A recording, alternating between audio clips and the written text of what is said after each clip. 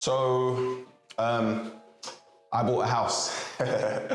And as you can see, there isn't really much here yet. I'm gonna talk to you about how I used my fitness business to fund a new property.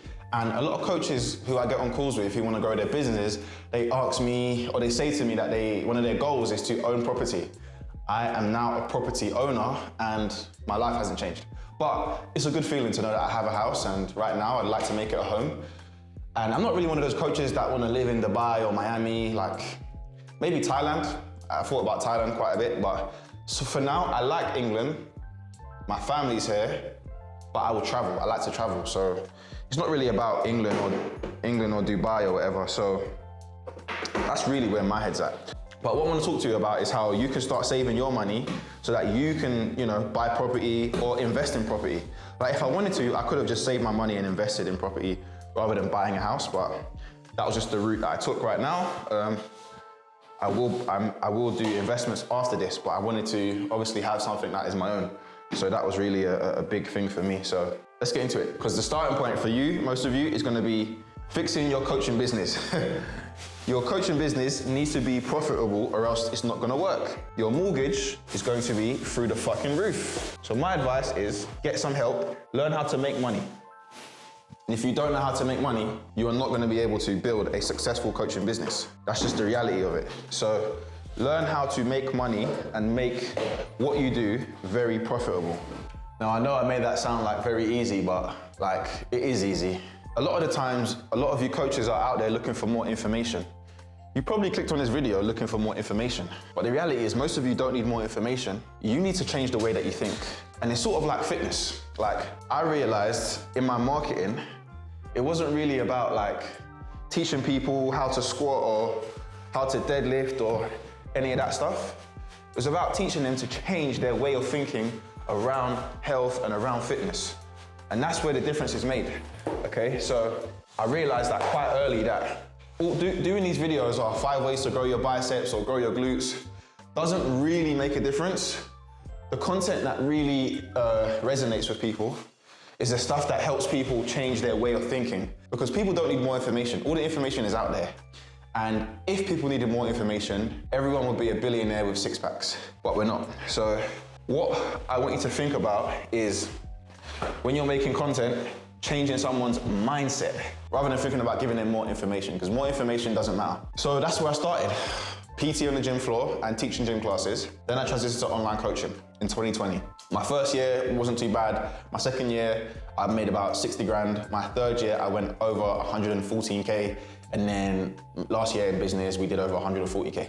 So what I want you to understand here is that every year I've got better, but every year I've learned more, and I made a lot of investments, man. I made a lot of investments. So, I spent a pretty penny trying to learn how to do this stuff. And I don't regret like any money that I've spent on a mentor, on an agency. Like, it's always been like, for me, it's always been profitable. It's always been helpful for me. So yeah, I just wanted to kind of get that out there.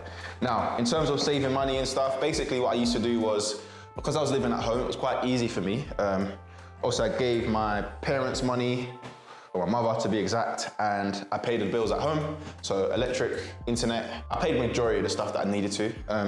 And then I would put away most of my money, profit-wise, and then I would also reinvest a good chunk back into the business. My business was lean. I was able to live the life that I wanted and have fun, but still know that my money was going to the right place. And it took me about 2 years to save as much as I needed. I saved probably more than I needed, but I always said to myself I wanted to get a house. I didn't want to get flat, so I got a house. And I wanted to leave London as well. So I did all of that. And then essentially from there, it was more about maneuvering the money to make it look like I was, not spending too much on expenses and stuff like that, which is hard to do, but it's what I had to do. And yeah, from there, it took me about 6 months to actually get the house. So obviously doing all the viewings, going to all these places, that stuff was a ball ache. But once it was done, made an offer, boom. But what I want to talk to you about is how I got there.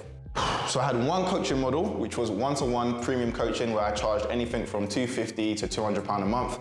The reality is that I started very low. I started at like £100 a month, 125, 150, 175, 200, then I went to 250.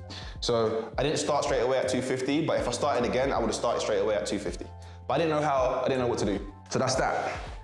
I used LinkedIn, Instagram, and Facebook for my marketing channels. I posted reels, pictures, infographics. I posted content every day, giving value and helping people. And then from there, I basically learned a lot more about copywriting, how to do sales, how to edit websites, all that kind of stuff, which then allowed me to grow and scale to, 6 figures. This only happened because I did the fucking work. A lot of coaches want to make money without doing work. Listen, you can't make money without doing work. That is actually it. And I know that doesn't sound too exciting, and I know it sounds actually pretty boring, but it's just the reality of the situation. I didn't really do that much. I just worked hard. And everything in there, I would market my business every day. I would send DMs every day. I would have conversations every day. I would put out offers every day, and I would give value every day. I did that consistently.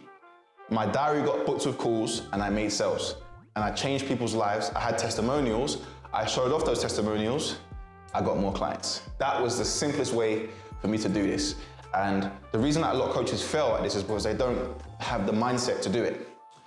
And when I say they don't have the mindset, I literally mean they don't think about how they can level up. And when I say that, I'm talking about they don't think about like, actually, I should pay someone to show me how to do all of this. Because me, I don't like struggling. I hate struggling, I hate failing. So I just said to myself, well, why don't I just pay someone? Like, look at my walls right now. I don't know how to plaster walls. I pay someone, they plaster my walls for me. So, everything in life is about value and exchange.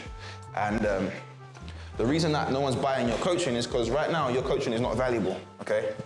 What you're exchanging to the marketplace has no value. So, just a short video talking to you about how, I managed to do this and how I managed to invest in my coaching business. I think a lot of you can get to this level quite easily. And don't get me wrong, I'm not the richest man in the world, not even close. And I've got a lot more seven-figure opportunities to come my way. But if you really want to grow your business, man, you've got to start thinking on that level, man. And I promise you, it will make a huge, huge difference.